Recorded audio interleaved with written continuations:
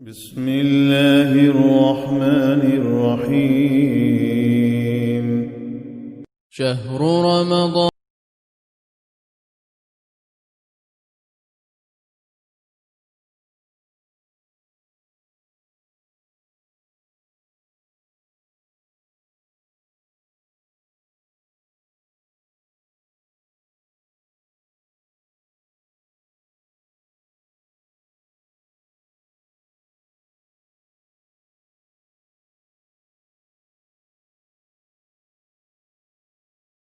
أو على سفر أعوذ بالله من الشيطان الرجيم. بسم الله الرحمن الرحيم. الحمد لله ثم الحمد لله رب العالمين وصلى الله وسلم على نبينا محمد وعلى آله وأصحابه ومن تبعهم بإحسان إلى يوم الدين. أما بعد، قال رسول الله صلى الله عليه وسلم: وأصدق الحديث كتاب الله وخير الهدي هدي محمد صلى الله عليه وسلم وشر الأمور محدثاتها وكل بدعة ضلالة وكل ضلالة في النار. أما بعد، السلام عليكم ورحمة الله وبركاته. Bago ang lahat, tayo magsimula sa pagdakila at pagsambit sa ngalan ni Allah Subhanahu wa Ta'ala. Sa kanyang pangalan, dito tayo nagsisimula, nagbubukas ng ating panayam o usapan. Tayo magbigay pugay sa kanyang huling sugo na si Muhammad, ang pagpapala ni Allah sa mga kapayapaan. Tulad ng sinabi ng huling sugo, na ang pinakamainam na salaysay, ang akhlaq ni Allah, at ang pinakamainam na gabay, ang gabay ng Propeta Muhammad, ang pagpapala ni Allah sa mga kapayapaan. Tunay na ang malalang bagay na mula sa sabi-sabi, at lahat ng sabi-sabi ay imbento, at lahat ng imbento ay kaligawan, at lahat ng mga ligaw ay hulog ni Allah sa apoy ng impyerno. Nawa ay ilayo tayo ni Allah patungkol dito. Tayo po ay nasa paksa pa rin ng ating Ramadan series, at tayo ay dumako na o pumasok na tayo sa bab ng paksa ng itikaf. Tayo po ay nasa pangalawang bahagi ng pagtalakay sa itikaf. Nakaraan tayo ay naputol doon sa paksa na pagtalakay natin na paano ba magiging obligado yung itikaf, no, sa isang Muslim. So sinabi natin na nagiging obligado ang itikaf kung ito ay sinumpaan o gumawa ng pagsumpa ang isang Muslim, na siya ay sumumpa sa kanyang sarili na siya ay magsasagawa ng itikaf. At ang patunayan natin ito, binanggit natin yung mga hadith patungkol dito, no, na sinabi ng Propeta Muhammad sallallahu alaihi wasallam, man nadara an yuti Allahu falyutihu, no? Sino man daw yung sumumpa kay Allah Subhanahu wa Ta'ala, nagagawa siya ng pagsunod kay Allah Subhanahu wa Ta'ala, ay sundin niya. At kung siya naman ay sumumpa na susuwayin niya si Allah, ay huwag niyong gawin o huwag nating gawin. Ganun din, nakita natin ito sa kasaysayan na Umar ibn Khattab radhiyallahu anhu, nang siya ay nagtanong sa Rasulullah sallallahu alaihi wasallam dahil sa siya ay sumumpa nung hindi pa siya Muslim na siya ay magsasagawa ng itikaf sa Masjidul Haram. Sabi natin siya ay magsasagawa ng itikaf sa Masjidul Haram. At siya noon ay sumumpa na hindi pa siya Muslim. Ngunit sinabi ng Propeta Muhammad sallallahu alaihi wasallam, "Awfi bin nadrika." Ang sabi doon, sundin mo, tuparin mo, gampanan mo yung iyong sinumpaan. Now, so ngayon dumako tayo sa tanong na ano daw ba yung layunin ng itikaf? At tayo sabi natin nag-itikaf, no? Sabi natin na ito ay bagay na gawain na sunna, na bagay na naglalapit sa atin kay Allah Tabaraka wa Ta'ala. Ngunit ang mga scholar ay nagbanggit pa ng ibang mga layunin ng itikaf, no? Sila ay nagbanggit sa atin ng mga ilang punto, no? Ayon sa kanila, pati una sinabi nila na ang layunin ng itikaf ng Propeta Muhammad sallallahu alaihi wasallam ay walang ibang dahilan kundi para hanapin ang Laylatul Qadr. Para hanapin ang Laylatul Qadr.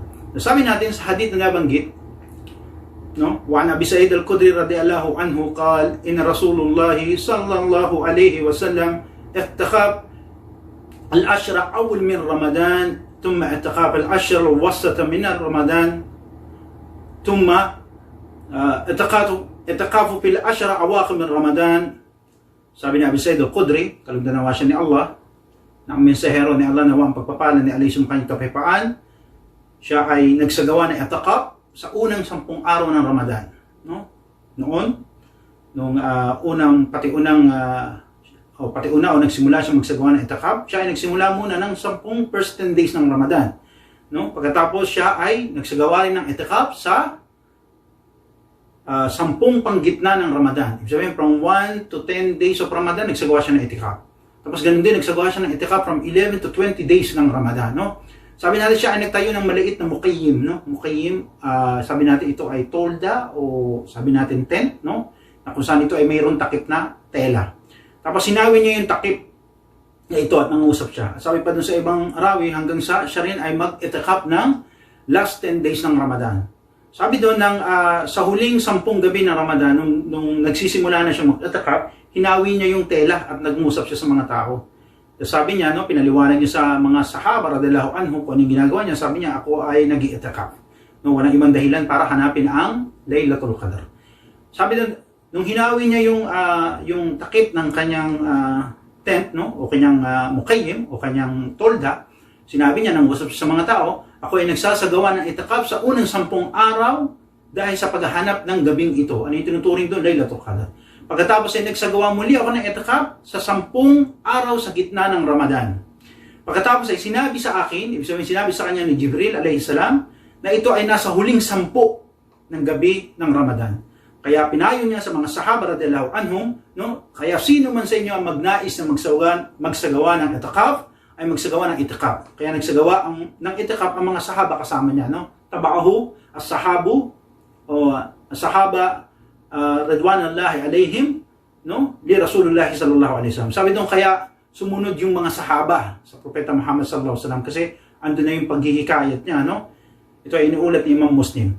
So sabi ng mga mufassirun, nagpapaliwanag patungkol sa paksang ito, ang mga hadith na to ay marami tayong matututunan, may mga pawaid, no, pakinabang, no, ang hadith na ating natutunan. Una, ayon sa ating mga mufassirun, isa dito si Imam An-Nawawi rahimahullah, nagsabi na ang tanging layunin ng propeta, no, ang hadaf al-asasi ang itikaf sallallahu alaihi wasallam, no, al-tamas Laylatul Qadr, no, ang tanging dahilan, no, ng pag-itikaf ng propeta Muhammad sallallahu alaihi wasallam ay ang paghahanap ng Laylatul Qadr, no, at gamitin yung mga panahon na yon, mga oras na yon sa pagtayo, no, sa pagsasagawa ng tarawih, tahajjud, no, pagbasa ng Quran at pagdikir kay Allah subhanahu wa ta'ala. Anong dahilan para hanapin yung Laylatul Qadr, no? Dahil sinabi ni Allah subhanahu wa ta'ala, ba't hinahanap ito ng propeta Muhammad sallallahu alaihi wasallam? Sabi natin, napakahalaga ng Laylatul Qadr. Sinabi ni Allah subhanahu wa ta'ala, ba'd a'udhu billahi minash shaitanir rajim, Laylatul Qadr khairum min alf shahr. No? Khairum min alf shahr. Subhanallah. Ang gabi na tinakda ay yung Laylatul Qadr ay mas mainam pa sa 1,000 buwan. Kaya ayon doon sa khalis o sa komento, no, ng aklat na ito na sinabi na ang 1,000 buwan ay higit kumulang ayon sa kanila na 83 years and 4 months. 83 years and 4 months, no? 83 taon at 4 na buwan. No, ayon pa sa mga nauna sa atin na mga nauna pa sa atin na nagturo sa atin, no? Ayon sa kanila na kung ito'y matiyempo, malimbawa nagbabasa ka ng Quran, ipapasulat ni Allah subhanahu wa ta'ala sa mga anghel, no? Na ito ay parang nagbasa ng Quran ng 83 years and 4 months of your life. O kaya kung ikay nagtatahajud, nakasujud ka, no, inabutan ka ng Laylatul Qadr, papasulat ni Allah subhanahu wa ta'ala na ikaw ay parang nagsujud kay Allah tabaraka wa ta'ala ng 83 years and 4 months. Nasabi natin ito yung posisyon na pinakamalapit ang isa kay Allah tabaraka wa ta'ala. Nasabi natin pagdating ng huling araw, no, wakala lahu yarkhu'um walakin la yarkhu'um, no, sasabihin itong mga tao na to na magruko kayo pero hindi sila makapagruko, no, kasi bakit hindi sila nagsala sa kanilang buhay nung sila nasa ibabaw ng mundo. Pero ikaw, kung matiyempuhan mo yung Laylatul Qadr, nakasujud ka, o kaya nakaruku ka, no? O kaya nakakiyam ka, no? Ipapasulat sa iyo na ikaw ay animoy nagruku, nagkiyam, nagsujud, o kaya nagbasa ka ng Quran, o nagdidikir ka ng 83 years and 4 months of your life. Subhanallah, no? Sasabihin nga natin, no, na ano ba ang pinaka mahabang buhay ngayon ng tao? Sabi nga ng Ministry of Health sa atin, di ba? Usually, ang mga tao inaabot ng 60 to 67 years. No? Lalo ang mga kalalakihan, no? Dahil mas maiksi ang buhay ng kalalakihan kumpara sa mga kababaihan. No? Yun lang inaabot mo. Pero subhanallah, kung abutan mo itong Laylatul Qadr, pahintulutan ni Allah subhanahu wa ta'ala, at kahabagan ka, at itakda para sa iyo, na abutan mo ang Laylatul Qadr na ito, sa Ramadan na ito, insyaAllah, at hindi ka naabutan sa susunod pa, subhanallah, ipapasulat ni Allah subhanahu wa ta'ala para sa iyo na parang ikay dumakila, sumamba kay Allah subhanahu wa ta'ala ng 83 years and 4 months of your life. Kaya sabi natin, patay ka na, no? Maaaring inuud ka na, bulok ka na sa iyong libingan, no? Buto-buto ka na, o kaya bumalik ka na sa estado ng lupa, no? Subhanallah, pero ikaw ay nakakuha ng gantimpala ng 83 years and 4 months of your life. Kung ikaw nabuhay lamang ng 60 years old, 50 years old, depende ito, sabihin natin kung paano ito tinakda ni Allah subhanahu wa ta'ala sa'yo. Pero itong reward na to ay napakalaki, no? Pangalawa, ang layunin ng Propeta Muhammad sallallahu alaihi wasallam sa pagsasagawa niya ng itikaf, no?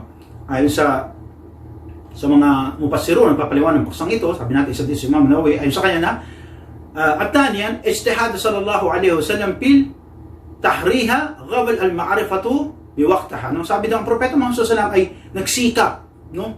Nagsikap siya sa paghahanap ng Laylatul Qadr, no? Bago pa ito sabihin sa kanya, no? Ayon nga sa nagpapaliwanag, no? Na nabatid ng Propeta Muhammad sallallahu alaihi wasallam na mayroong isang espesyal na gabi na isa sa mga gabi ng Ramadan. Ngunit hindi pa ito sinasabi sa kanya na ito ay nasa huling 10 gansang bilang ng gabi ng Ramadan. Kaya ito hinanap niya agad, no? Sabi natin na siya ay nag-etikaf ng unang 10 araw, tapos nung hindi ito makita, siya ay nag-etikaf ng 11 hanggang 20 gabi ng Ramadan, hanggang sa siya ay, sabi natin, nang matanggap niya ang mensahe na to kay Jibril, ay nag-etikaf siya ng, sabi natin, from 28 to 29 o 38 ng Ramadan, wallahu alam. Tapos sabi natin, nang pagkatapos to, na matagpuan niya, na matanggap niya ang balita kay Jibril alayhi salam, ay niyaya niya yung kanyang mga sahaba radhiyallahu anhum na sila ay magsagawa din ng itikaf, no? Pangatlo, ayon pa sa mufassirun na isa sa mga aral na makikita natin dito na ang Propeta Muhammad sallallahu alaihi wasallam, no? Matabaatul as-sahaba radwanullahi alaihim li Rasulullah sallallahu alaihi wasallam. Nakita natin yung eagerness ng pagsunod ng mga sahaba, di ba? Kasi nung una, ayon pa kay Imam Nawawi, yung mga tao hindi alam, o yung mga sahaba radhiyallahu anhum, jami'an, na hindi nila alam, o kalugdan-nawa silang lahat ni Allah ng sama-sama, hindi alam ng mga sahaba ko ano yung ginagawa ng Propeta Muhammad sallallahu alaihi wasallam nung pati una. So siya ay nagtayo lamang ng tolda, ng tent, no? Tapos nilagyan niya ito ng tela, tapos hindi alam ng mga tao, ano bang ginagawa ng Propeta, no? Hanggang siya ay magpahayag na, no? Sabi natin, nung pati una, hindi pa naghikayat ang Propeta Muhammad sallallahu alaihi wasallam. Dahil ito ay isa sa mga bagay na sabi natin na habag ng Propeta Muhammad. Pero nung ito ay matagpuan niya na, o binalita na sa kanya ni Jibril alaihi salam, no? Niyaya niyang mga sahaba, at nakita natin dito kung paano ang mga sahaba radhiyallahu anhum na sila ay masunurin, at sabi natin na pilit sa abot ng kanilang makakaya ang pagsunod sa yapak ng Propeta Muhammad sallallahu alaihi wasallam. Pang-apat, sabi natin, ang hangarin ayon sa mga mufassirun na ang mensahero ni Allah sallallahu alaihi wasallam sa hadith na ating nakita kung gaano siya kahabagin sa mga sahaba radhiyallahu anhum, lalo na sa atin, no? Sabi natin merong ulat sa kanyang talambuhay, no? Nang siya ay 4 na araw bago siya bawian ng buhay ni Allah subhanahu wa ta'ala, ay nagpadala siya sa baki. Sabi niya, kahit hindi niya tayo nakita, hindi niya tayo nakasama, pero pinalalangin niya tayo kay Allah subhanahu wa ta'ala. Nagdua siya kay Allah subhanahu wa ta'ala para sa atin.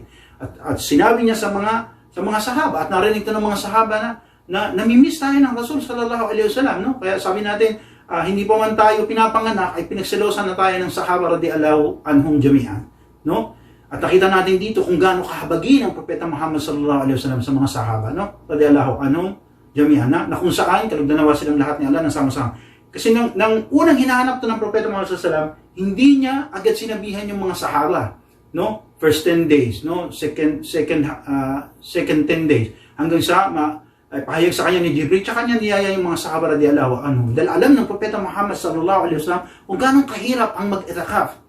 Kaya dahil sa kanyang pagiging mahabagin, sa kanyang mga kapanalig, sa kanyang mga kasamahan radhiyallahu anhum, kalugdan-nawa sila ni Allah, ay hindi niya sila pinilit, no? Pagkatapos niyang matanggap ang balita kay Jibril alayhi salam, tsaka siya nangusap sa mga tao at inimbitahan sila, at nakita naman natin kung gaano no? Kung gaano kahilig ang mga sahaba radhiyallahu anhum jami'an, no? Sa pagsunod sa Propeta Muhammad sallallahu alaihi wasallam. Kaya sila ay sumunod agad, at sila rin ay nag-itikaf. Naam. Panghuli, sabihin natin, wallahu alam, si Allah pa rin ang mas nakakaalam. Ngayon doon sa tanong na, kapatid, ano ba yung gantimpala pa ng itikaf, no? Sabi, meron bang kasa o special na nabanggit patungkol doon sa special na reward, no? Sa itikaf, no? Sabi natin, maging ang saum, no? Ang siyam, no? Ang gantimpala na ito ay tinago ni Allah subhanahu wa ta'ala, no? Ngayon, ang itikaf, meron bang nabanggit dito, no? Naam. Sabi natin, ang itikaf ayon nga sa mga mufassirun, na awalan ng itikaf, masyuro, ito ay pinag-utos sa Islam. Napatunayan natin ito sa kitab, sa Quran, at sa sunnah dahil ito ginawa ng Propeta Muhammad sallallahu alaihi wasallam. Ngunit napatunayan natin na ang hukom o pambabatas dito na ito ay sunnah. Ito ay hindi obligado, ito ay sunnatul muakkada. Ito ay napatunayan na ginawa ng Propeta Muhammad sallallahu alaihi wasallam at ito ay mustahab o kaibig-ibig sa Rasul sallallahu alaihi wasallam. Dahil ito yung gawain na ginawa niya nang siya ay umapak sa Madina at dumating yung revelasyon ng Ramadan, ay nanatili siyang mag-itikaf hanggang sa bawian siya ng buhay ni Allah tabaraka wa ta'ala wa jalla jalaluhu, no? Sinabi ng mufassirun, awalan, sabi ang una, al-itikaf mashru', ito ay pinag-utos sa Quran at Sunnah, wa huwa, walang ibang dahilan to para maging, sabi natin, yuqarribu ilallah. Para ang isa ay mapalapit kay Allah tabaraka wa ta'ala jalla jalaluhu, no? Para ang isa ay mapalapit kay Allah, ang tagapagbiyaya, ang kataas-taasan, no? Wala tayong ibang dahilan kaya tayo nag-iitikaf. Tumitigil tayo sa masjid para tayo mapalapit kay Allah tabaraka wa ta'ala, no? Dahil sabi natin, ito yung mga bagay na nabanggit, maging sa hadith al-Qudsi, na sinabi ni Propeta Muhammad sallallahu alaihi wasallam, na sinabi ni Allah tabaraka wa ta'ala, na ang bagay ng mga nafila na ginagawa natin, ito yung bagay na maglalapit sa atin kay Allah tabaraka wa ta'ala.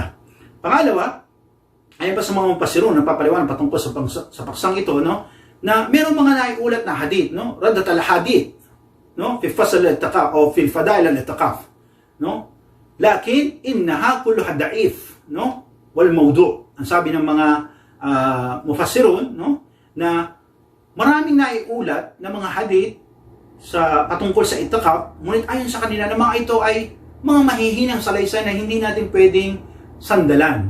At ang iba pa rito ay mga imbentong hadith, no? Binabanggit, ngunit ito ay mga daif, mahinang salaysay, at ang iba dito ay imbentong hadith o imbentong salaysay na hindi natin pwedeng gamitin katibayan o hindi natin pwedeng sandalan. Okay? Now, at iniulat, sabi ni Imam Abu Dawud, no? Isa sa mga naiulat sa Sunan ni Abu Dawud, no? Na tinanong niya, no, si Imam Ahmad. Sa salaysay nito makikita natin, no, na nagkatagpo si Imam Abu Dawud at si Imam Ahmad, no?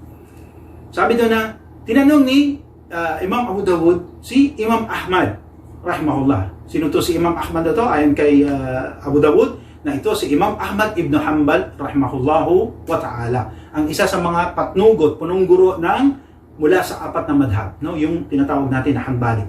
Inabutan niya si Imam Ahmad, tinanong niya rahimahullah, no? Sabi niya, qultu Ahmad, yani Imam Ahmad ibn Hanbal. Sabi doon na, ta'arif fil faddal al-i'tikaf shay'an, no? Tinanong niya si Imam Ahmad, Imam Ahmad, meron ka bang nalaman, natutunan na kahigitan o fadail, kahigitan ng gawaing i'tikaf na naiulat sa mga hadith, no? Tinanong niya si Imam Ahmad. At ang sagot ni Imam Ahmad, wala akong alam maliban sa mga daif na hadith, no? Dahil sabi natin kung paano, mashallah tabarakallah, no, naway gantimpalaan ni Allah subhanahu wa ta'ala, patawarin at iangat ang kanyang posisyon si Imam Ahmad rahimahullah. Alam natin kung paano siya nagsika para pag-aralan ng mga hadith, no? Piliin ang mga ito at uriin kung ano dito yung mga daif, mga maudu, o sabi natin mga mahinang hadith, mga inventong hadith. Kaya sabi natin meron siyang aklat na tinatawag natin na Musnad Imam Ahmad, no? Ito yung mga koleksyon niya, no? Mashallah tabarakallah, bago pa man dumating si Imam Al-Albani, no? At dito tatalakayin natin, sasabihin natin, no? Ipapahayag natin kung ano yung mga hadith na yun na sinabi ni Imam Ahmad mula sa mga daif at maudong hadith. Baka kasi marinig ng mga kapatid, no? Oo, kasi narinig namin meron namang meron mga hadith tungkol sa i'tikaf. Yes, sabi ni Imam Ahmad, meron nga, pero ito ay mga daif, mahihinang hadith o kaya maudu. Na sa mga pasaro, hindi natin itong pwedeng kunin bilang katibayan o kaya sandalan, no? Ang ilan sa mga hadith na daif na ito, no?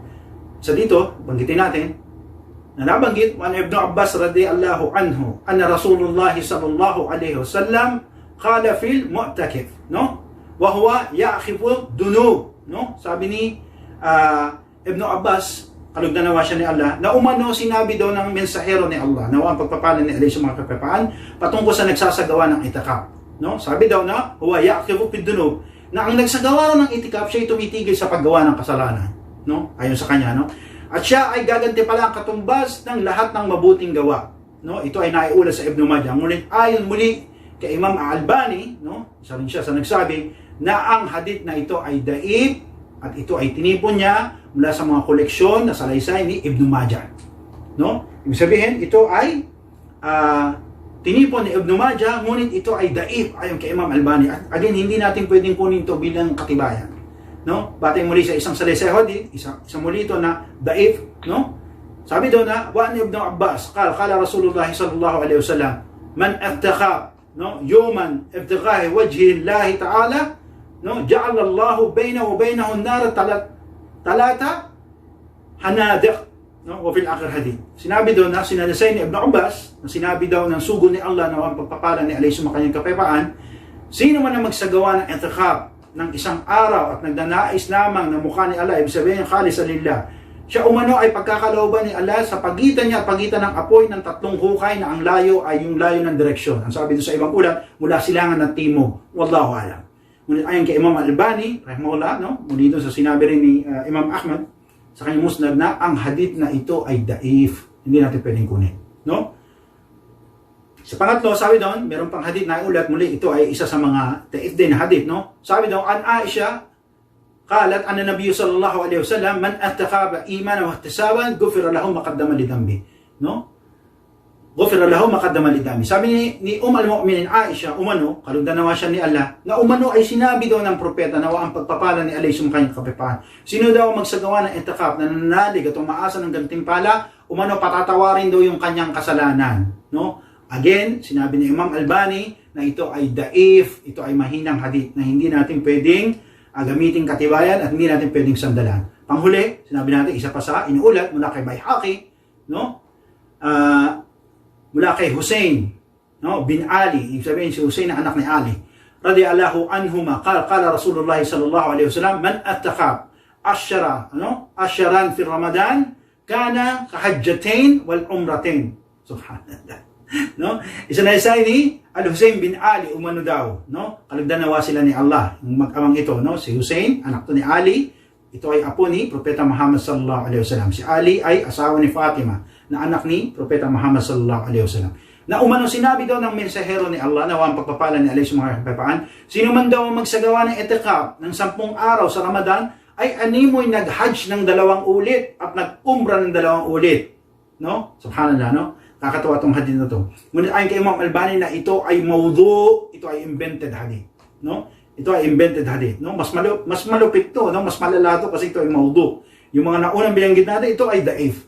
Ito naman ay, sabi natin, mawdu, invented na hadith to. Na ito ay kailangan hindi natin pwedeng gamitin at hindi natin pwedeng sandalan. Ito yung mga naiulat, ngunit again sabihin natin ang layunin, no? O sabihin natin ang gantimpala ng i'tikaf ay walang iba, sabihin natin, para tayo ay mapalapit kay Allah subhanahu wa ta'ala at guguling ang ating mga oras at panahon sa paghahanap, no? Sa pagkakasumpong sa Laylatul Qadr, na ang Laylatul Qadr khairum min alfi shahr, no? Khairum min alfi shahr.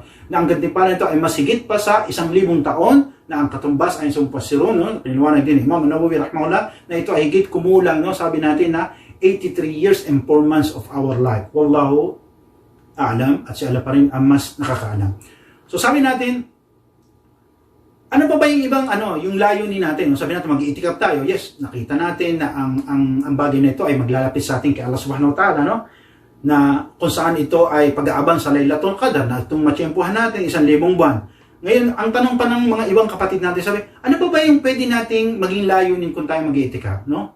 Ano ba yung pwedeng maging vision natin? Ano ba yung pwedeng maging mission natin? Ano ba yung pwedeng maging ibang goal natin sa pagpasok natin sa masjid at tayo mag-i'tikaf? Ano pa bang meron, no? Sabi naman pastor, meron. Hindi pwedeng wala, meron tayong ibang pwedeng maging vision dito, maging goal dito, pagpasok natin sa Ramadan. At sila ay nagbanggit ng mga nukta o ng mga puntos patungkol dito. Ang una, ayon sa mga pastor na, ang kataan nasa ma-amkana, no? Sabi ng mga mufassirun, no, ang isa na mag-i'tikaf sa loob ng masjid, no, ay upang ang isa ay maging mapag-isa, lumayo sa mga tao, panandalian, hanggang kanyang kakayanin, hanggang siya ay maging deboto kay Allah subhanahu wa ta'ala. Totoo naman, di ba? Kapag tayo nag-i'tikaf, ewan ko lang yung iba sa inyo, yung mga hindi pa nakasubok ng i'tikaf, para doon sa mga nag-i'tikaf, di ba, sabi natin, meron tayo doon na kung saan ina-isolate natin yung sarili natin pag nasa loob tayo ng masjid. Di ba, kanya-kanya tayong hanapan ng sulok kung saan tayo matutulog, no? O kaya, naghahanap tayo ng sulok na lugar kung saan pwede tayong mapag-isa, makapagbasa ng Quran, no? Makapag-memorya ng Quran, o kaya gumawa tayo ng dhikr, no? Na kung saan ina-isolate natin yung sarili natin, lumalayo tayo sa maraming tao, no? Sa anong dahilan para maging deboto tayo kay Allah subhanahu wa ta'ala, maging solo tayo, no? Bainana wa bain Allah, no? Para tayo ay mapag-isa para kay Allah subhanahu wa ta'ala, no? Subhanallah. Pangalawa ay sa kanila, na isa sa mga layunin din natin, no? Na para ayusin natin yung sabi natin, yung ating connection kay Allah subhanahu wa ta'ala, no? Mashallah, napakaganda. Para ayusin natin yung ating kulub, yung puso natin kay Allah subhanahu wa ta'ala. Kasi baka mamaya yung puso natin nagkasakit, no? Andun yung maaaring sabihin natin naging daif yung ating iman, o kaya sabihin natin nalusin yung ating tawakkul kay Allah tabaraka wa ta'ala, wa yadu billah, no? Subhanallah. Ito yung mga bagay na nagre-repair sa atin kapag tayo nag-itikaf, no? Lumalapit tayo kay Allah subhanahu wa ta'ala at andun inaayos natin yung connection natin sa Kanya. Ganun din yung ating iman, no? Nare-renew natin to, parang ito ay recharging natin, renewing natin, no? Kung ano ba, meron tayong mga gawain na ginagawa natin noon na na-expire, na iwanan natin, nalimutan, no? Kaya napanghinaan. Ito yung chances natin para i-renew itong mga bagay na ito. I-renew natin yung ating connection kay Allah tabaraka wa ta'ala. Pangatlo, ayon sa mga mufassirun, ganun din yung kumpletong pagputol ng isa sa makamundong bagay. Sabi natin kasi kapag ang isa ay nag-itikaf, pumunta siya sa loob ng masjid, sabi natin, andun yung kung saan yung provision mo ay limited, no? Sabi natin kung dati sa bahay, mashallah, napakaganda ng CR mo, no? O kaya sabihin natin kapag ikay nasa iyong tahanan, napakasarap ng tulugan mo, pero sa masjid, subhanallah, sa lapag ka lang natutulog, no? Subhanallah, no? Sa lapag ng masjid, subhanallah. Tapos sabihin natin wala ka pang masarap na una, no? Tapos wala ka pang masarap na pagkain, dahil doon kung ano lang yung ilatag sa inyo ng masjid, kung ano yung i-donate doon sa masjid, yun na lang kakainin mo. Samantalang kung ikaw ay nasa tahanan, subhanallah, o order ka pa, no? Sabihin natin, o maaring re-request ka pa sa may bahay mo na iluto ko, ganito ang gusto mo. الله لمن حمده ربنا ولك